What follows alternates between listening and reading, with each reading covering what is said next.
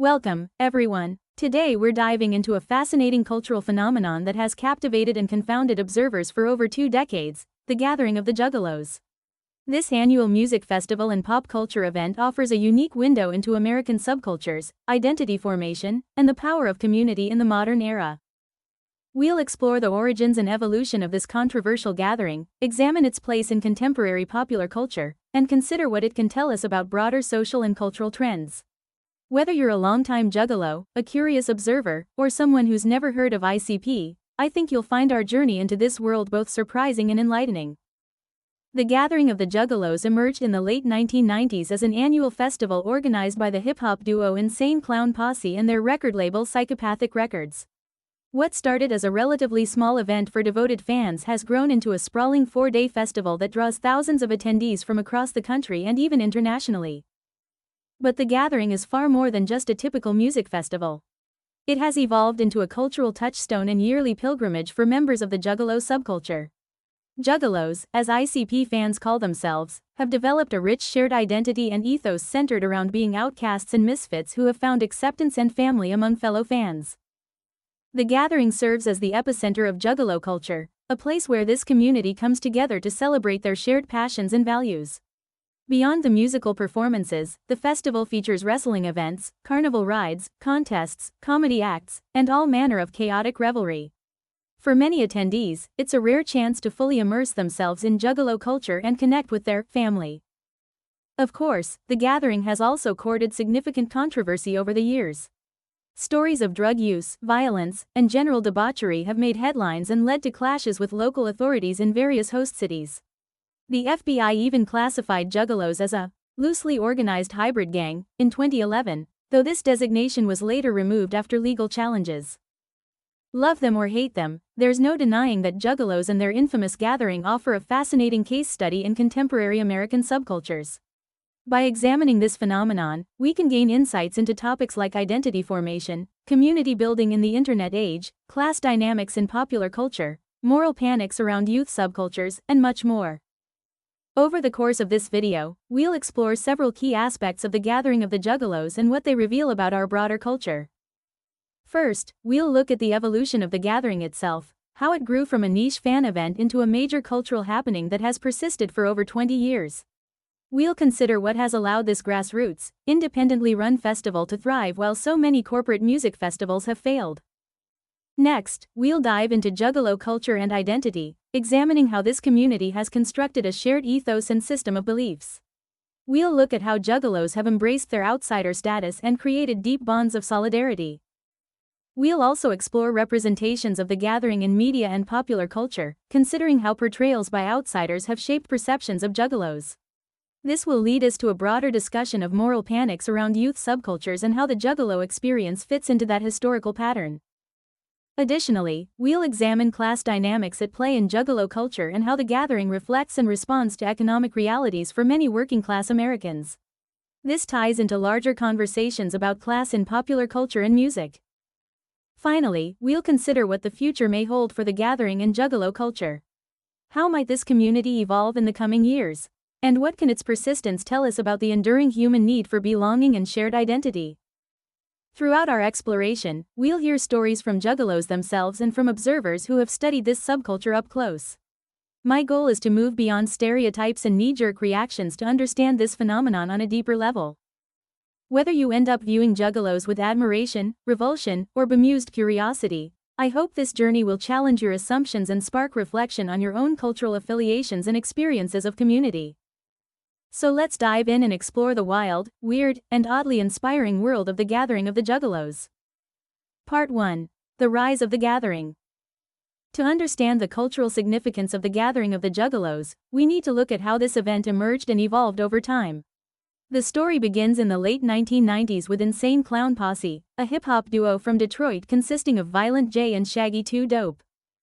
ICP had cultivated a devoted fanbase through their theatrical live shows, horror-influenced aesthetic, and lyrics that resonated with alienated working-class youth. By 1999, they wanted to create an event that would bring their fans together and showcase other acts on their Psychopathic Records label. The first gathering of the Juggalos was held in 2000 at the Novi Expo Center in Michigan. It was a modest affair, with about 7,000 attendees over 2 days. But even in that first year, the seeds of what would make the gathering unique were apparent. Beyond just musical performances, the event featured wrestling matches, carnival games, and autograph sessions that allowed fans to interact more closely with the artists. While outsiders might have seen it as just another mediocre rap festival, for the Juggalos in attendance it was a revelation. Here was a space where they could fully be themselves, surrounded by like-minded people who understood their passions and experiences. The sense of community and belonging was intoxicating.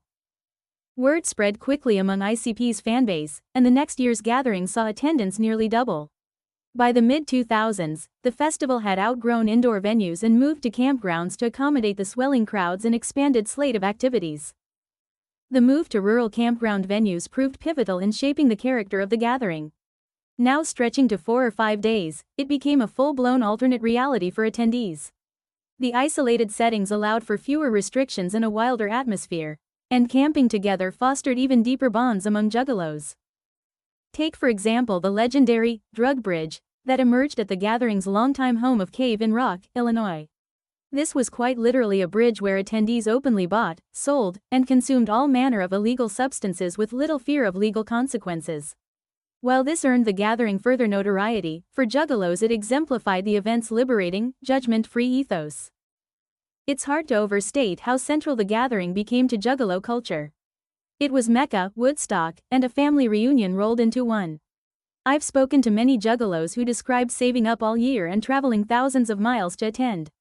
Some even got gathering-related tattoos to commemorate the experience. The gathering's growth wasn't without growing pains, however.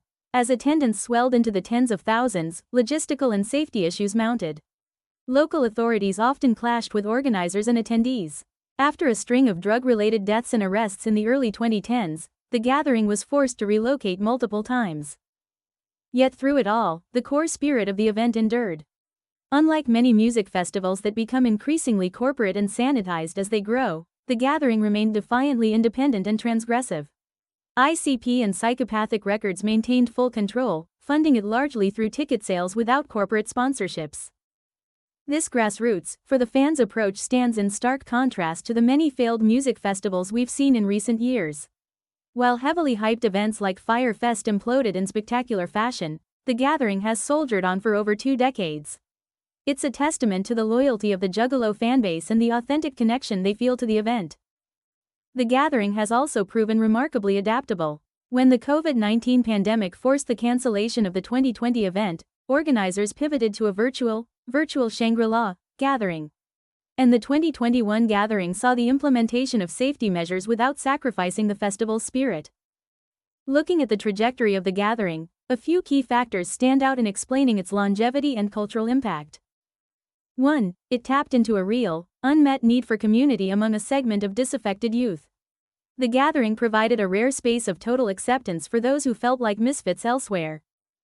2. Its DIY, anti-corporate ethos resonated deeply with fans and fostered a sense of ownership. Juggalos don't just attend the gathering, they see themselves as co-creators of the experience. 3. The multifaceted nature of the event, combining music, wrestling, carnival attractions, and more, created a rich, immersive world for attendees to get lost in. 4. Its isolated settings and anything-goes atmosphere made it a truly alternate reality, heightening the sense of escape for Juggalos. 5. Consistent involvement from ICP and a stable of Psychopathic Records artists provided continuity even as the event evolved. The rise of the gathering of the Juggalos demonstrates the incredible power of subcultural spaces in fostering identity and community. It's a reminder that even in our hyper-connected digital age, physical gatherings and shared experiences remain vital in bringing people together. In the next section, we'll take a closer look at the culture and identity that developed around the gathering and what it reveals about community formation in contemporary America. Part 2. Juggalo Culture and Identity. At the heart of the gathering of the Juggalos is the rich subculture that has developed around Insane Clown Posse and their music. Understanding Juggalo identity is key to grasping why this event holds such significance for attendees. The term, Juggalo, originated from an ICP song, but it has taken on a life of its own as a marker of cultural affiliation. To call oneself a Juggalo is to claim membership in a community with its own set of shared values, aesthetics, and traditions. Central to Juggalo identity is a sense of being outcasts and misfits who have found acceptance among fellow fans. Many Juggalos describe childhoods marked by poverty, family instability, and feelings of alienation from mainstream society. In ICP's music and the Juggalo community, they found others who understood their struggles and embraced them without judgment. This dynamic is powerfully evident at the gathering. Attendees frequently describe it as the one place they can truly be themselves without fear of ridicule or rejection. It's common to hear Juggalos refer to each other as family, and to the gathering as coming home. The familial language is no accident. For many Juggalos, the bonds formed through this subculture are as strong or stronger than their biological family ties. Countless stories circulate of Juggalos helping each other through hard times, offering places to stay, assisting with medical bills, and providing emotional support. This sense of solidarity is reinforced through shared aesthetic markers and rituals. The most visible is the distinctive clown makeup worn by many Juggalos, often featuring elaborate designs. Wearing the makeup is described as a way of shedding one's everyday identity and fully inhabiting one's Juggalo self. Then there's the ubiquitous greeting of whoop whoop, a simple phrase that serves as an expression of Juggalo pride and kinship. You'll hear it shouted constantly at the gathering, but also used by Juggalos to identify each other in everyday life. The spraying of Faygo soda is another key ritual, especially at ICP shows and the gathering. This stems from the duo's use of the cheap Detroit-based soda brand in early performances. Being soaked in Faygo is seen as a baptism of sorts for Juggalos. Importantly, Juggalo identity isn't just about surface-level aesthetics or behaviors. There's a defined value system that most Juggalos ascribe to. Key tenets include 1. Acceptance and inclusion of all regardless of background. 2. Loyalty to the Juggalo family. 3. Opposition to racism, bigotry, and oppression. 4. Embracing one's authentic self without shame. 5. Standing up for the downtrodden and outcast. These values are reflected in ICP's lyrics and heavily emphasized at the gathering. While the hedonistic atmosphere might seem at odds with such high-minded ideals, most Juggalos see embracing joy and freedom as part of living out these principles.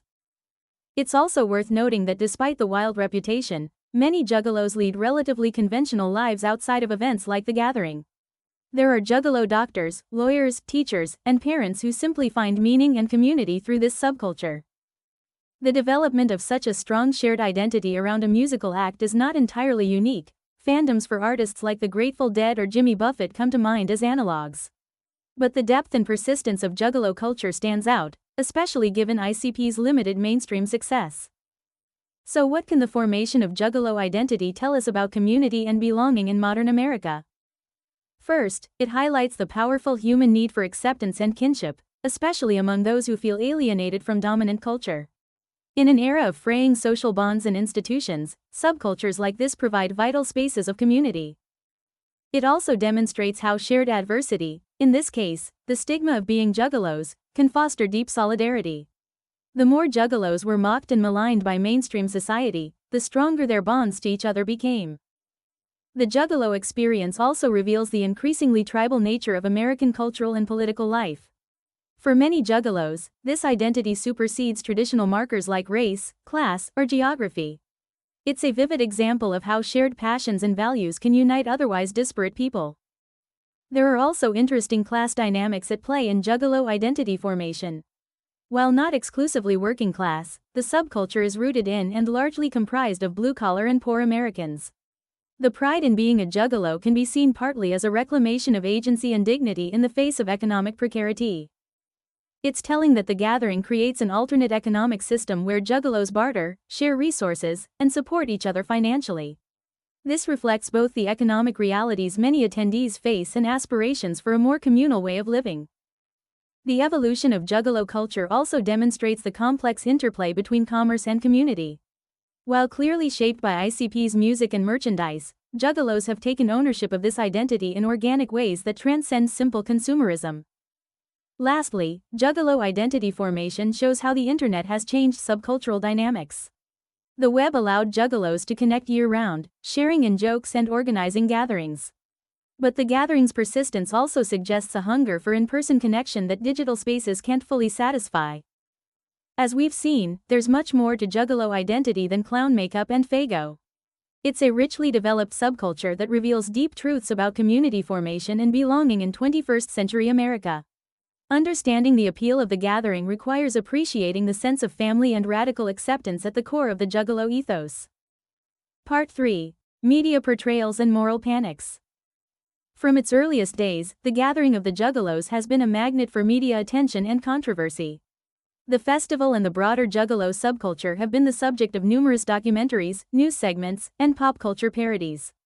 Exploring how the gathering has been portrayed offers insight into moral panics around youth subcultures and the often fraught relationship between subcultural groups and mainstream media. Initially, most media coverage of the gathering focused on its more sensationalistic aspects. Journalists descended on the festival to document the drug use, nudity, and general debauchery on display. Headlines proclaimed it America's scariest music festival, and painted attendees as violent, uneducated degenerates. These portrayals both fascinated and horrified mainstream audiences. To many, the gathering seemed to represent a descent into absolute hedonism and moral decay. It played on fears of out-of-control youth and the perceived dangers of countercultural movements. The gathering's remote, rural settings added to its air of menace in media accounts. It was portrayed almost as a lawless zone where societal rules ceased to exist.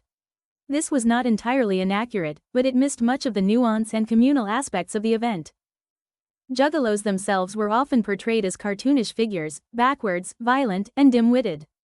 Their clown makeup and exuberant behavior made them easy targets for ridicule. Many media depictions seemed unable to look past the theatrical aspects to see the humans underneath. This dynamic came to a head in 2010 when viral footage emerged of Juggalos throwing objects at performer Tila Tequila during her gathering set. The incident sparked widespread condemnation and reinforced perceptions of Juggalos as a dangerous, uncontrolled mob. Interestingly, this negative coverage only seemed to strengthen bonds within the Juggalo community. The more Juggalos were demonized in the press, the more they embraced their outsider status. "Fuck the haters" became a common refrain, with many Juggalos wearing their negative media portrayal as a badge of honor. This adversarial relationship with the media reached new heights in 2011 when the FBI's National Gang Intelligence Center classified Juggalos as a loosely organized hybrid gang in their National Gang Threat Assessment Report. This designation, based largely on isolated criminal acts by self-identified Juggalos, had real consequences for many fans who faced discrimination and legal scrutiny simply for their cultural affiliation. The gang classification exemplified how moral panics around youth subcultures can escalate into institutional action with serious repercussions. It echoed similar panics around punk, hip-hop, and metal subcultures in previous decades. In each case, the perceived threat of countercultural youth movements led to overreactions by authorities and mainstream society.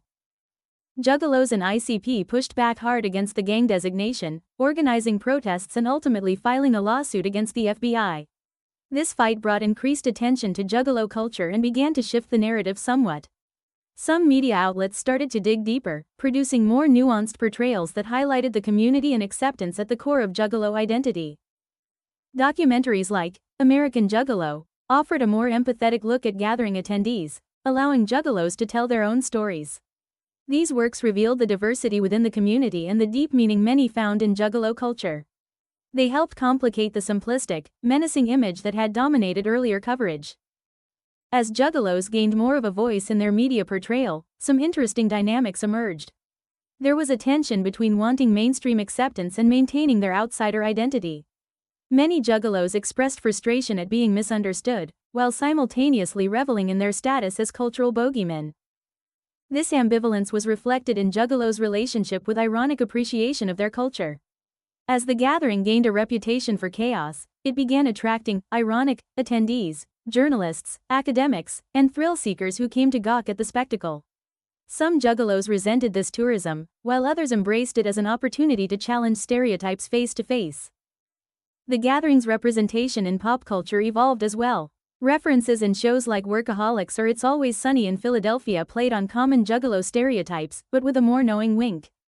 Slowly, Juggalos were shifting from pure objects of ridicule to something more complex in the cultural consciousness.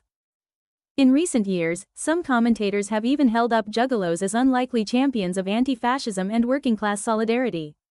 The community's firm stance against racism and strong social support networks have earned grudging respect in some quarters. It's a remarkable turnaround from the days of being labeled a gang threat.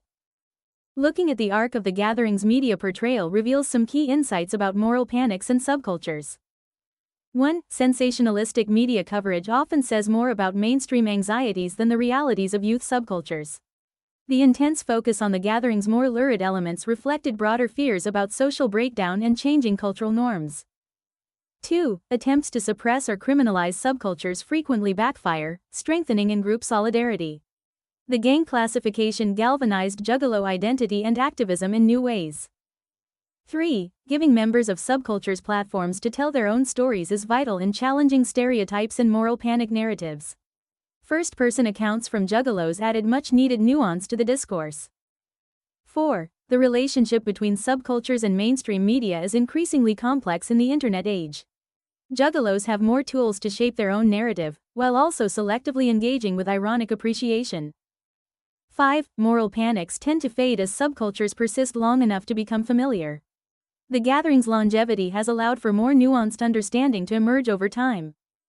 As we've seen, media portrayals of the gathering of the Juggalos have evolved significantly over its 2-decade run. While sensationalism and stereotypes still crop up, there's generally more effort to understand the event and its attendees on their own terms. It's a reminder that moral panics eventually give way to more clear-eyed cultural analysis, even if misunderstandings persist.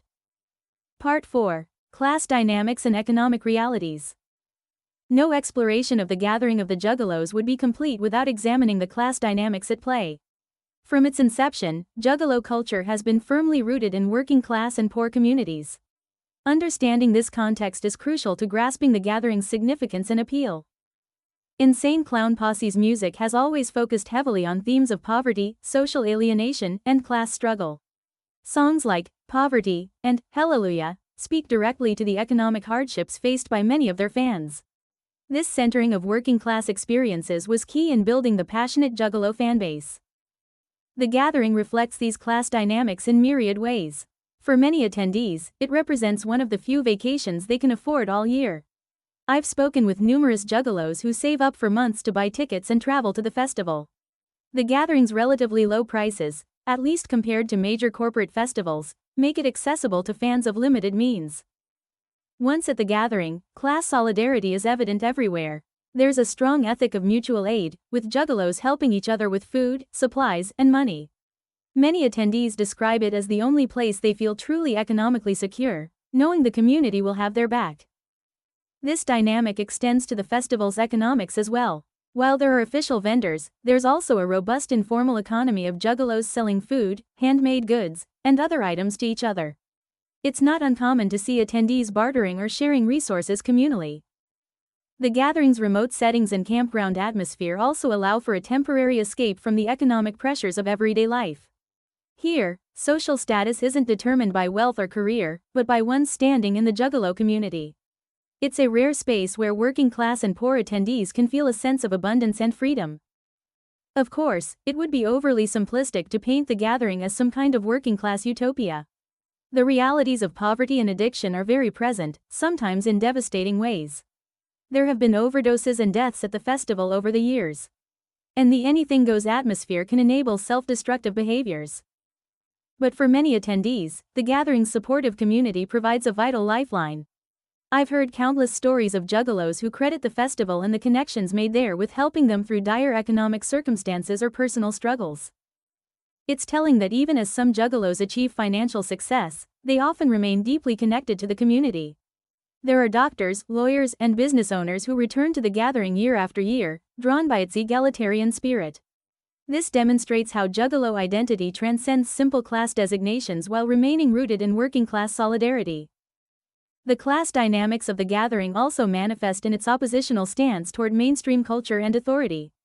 There's a palpable sense of resisting societal expectations and reclaiming agency. The festival's hedonistic atmosphere can be seen partly as a cathartic release from the grind of working-class existence. This defiant spirit is exemplified in the gathering's steadfast independence from corporate interests. Unlike most major music festivals, which are increasingly backed by big brands and promotion companies, the gathering remains independently produced by ICP and Psychopathic Records. This allows for ticket prices to stay relatively low and for the event to maintain its countercultural edge. The gathering's class character has made it a subject of fascination for some social scientists and cultural commentators. It's been analyzed as everything from a window into the struggles of the white working class to an example of proletarian carnival traditions. Some observers have drawn parallels between Juggalo culture and earlier working-class subcultures like punk. Both movements provided spaces for disaffected youth to build community and challenge dominant cultural norms. The gathering, like legendary punk venues of the past, serves as a physical locus for this community formation. It's worth noting that while Juggalo culture originated primarily among white working-class communities, it has diversified significantly over the years. The gathering draws attendees from a variety of racial and ethnic backgrounds, united by class experiences and the Juggalo ethos of acceptance. This inclusivity stands in interesting contrast to other predominantly white working-class subcultures that have taken on more explicitly reactionary political characters.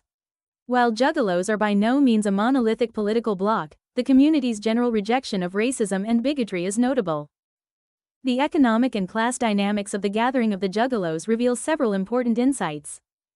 1. There remains a strong hunger for spaces of community and celebration among working-class Americans, especially those that center their experiences and values. 2. Subcultures can provide vital support networks and sources of identity for those facing economic hardship and social marginalization. 3. Temporary autonomous zones like the gathering allow for experiments in alternative social and economic relations, even if their impacts are limited. 4. Class-based subcultures can evolve in complex ways, building solidarity across other demographic lines. 5. There's a persistent desire for cultural events and spaces free from corporate branding and upper-class signifiers. In many ways, the gathering serves as a mirror reflecting the economic anxieties and aspirations of a significant swath of working-class America. Its continued popularity speaks to the deep need for communal experiences and spaces of liberation among those struggling in our current economic system. As debates rage about the state of the working class and rising inequality, the gathering of the Juggalos provides a vivid example of how everyday people build resilience and community in the face of harsh economic realities. It's a testament to the creativity and solidarity that can emerge from shared struggle. Part 5. The Future of the Gathering and Juggalo Culture. As the gathering of the Juggalos enters its third decade, questions naturally arise about its future trajectory and the evolution of Juggalo culture as a whole. Will this unique subcultural phenomenon maintain its vitality and relevance? How might it adapt to changing social and technological landscapes? Examining these questions can offer insights into the future of alternative cultures and community formation in our rapidly changing world. One of the most pressing questions facing the gathering is the challenge of generational transition. The core of Juggalo culture emerged in the 1990s, and many of the most devoted fans are now well into middle age. Can the gathering continue to attract younger attendees and remain a vibrant, countercultural force? There are some positive signs on this front. In recent years, there's been an influx of younger Juggalos discovering the culture through the internet and social media.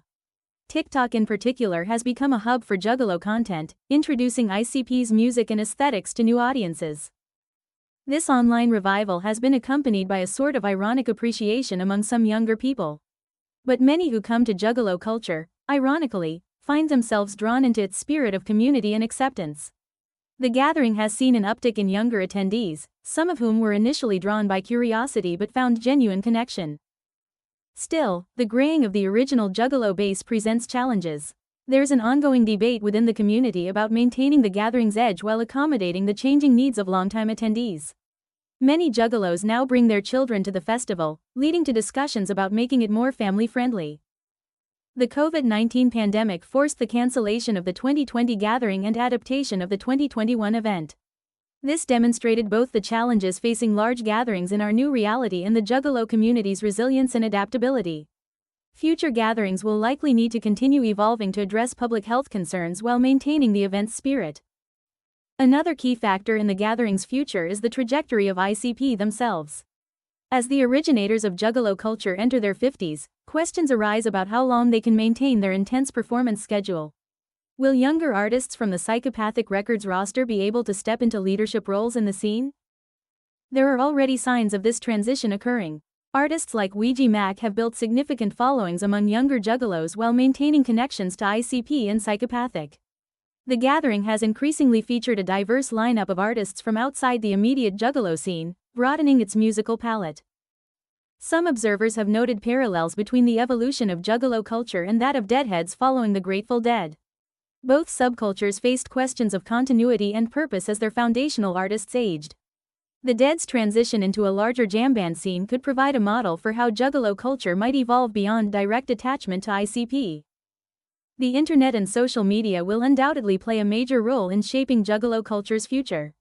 Online spaces have allowed for year-round community building and provided platforms for Juggalos to challenge mainstream narratives about their culture. But they've also changed how younger people engage with subcultures, potentially making physical gatherings less central. This ties into larger questions about the future of festivals and live music in the internet age. As digital spaces offer more opportunities for connection and cultural participation, will physical gatherings like the gathering of the Juggalos retain their appeal? The persistence of Juggalo culture online during the pandemic year suggests the community's adaptability, but also the irreplaceable value of in-person connection. Shifting cultural attitudes may also impact the gathering's future. As mainstream society becomes more accepting of some previously taboo behaviors, does the festival risk losing its transgressive edge? Or will it evolve to push boundaries in new ways? There's also the question of how changes in the broader socio-economic landscape might shape Juggalo culture. If working-class economic conditions continue to deteriorate, the gathering could take on even greater significance as a rare space of abundance and community for struggling Americans. Alternatively, rising inequality might make it harder for many Juggalos to afford attending. Political and social dynamics will likely play a role as well. In recent years, some observers have noted an increasingly political tone among some Juggalos, particularly in opposition to far-right movements. Will Juggalo culture take on a more explicitly political character, or will it maintain its general stance of being an apolitical space of escape? Despite these open questions, there are good reasons to believe the gathering of the Juggalos will endure in some form. Its longevity so far demonstrates the deep appeal of its core elements: radical acceptance, working-class solidarity, and unrestrained celebration. As long as there are people who feel like outsiders in mainstream society, spaces like the gathering will likely find an audience. Moreover, the gathering has shown a remarkable ability to adapt and evolve over its two-decade run. From logistical changes to shifting cultural currents, the festival and the broader Juggalo community have proven resilient. There's little reason to think this adaptability won't serve them well in facing future challenges. In many ways, the future of the gathering of the Juggalos may serve as a bellwether for the fate of countercultural spaces in 21st century America. Can alternative communities maintain their distinctiveness and oppositional spirit in an increasingly fragmented and digitally mediated cultural landscape? The persistence or decline of the gathering may offer clues to answering this larger question. What seems clear is that regardless of its specific form, the underlying needs that the gathering fulfills are unlikely to disappear. The hunger for authentic community, for spaces of liberation from everyday struggles, for a sense of family among misfits, these are deeply human desires that will find expression one way or another. Perhaps the most likely outcome is that the gathering will continue to evolve, incorporating new elements and participants while maintaining its core ethos. Like all living cultures, Juggalo culture will likely change in ways we can't fully predict. But the spirit of the Dark Carnival seems likely to live on, providing a haven for those who don't fit in anywhere else.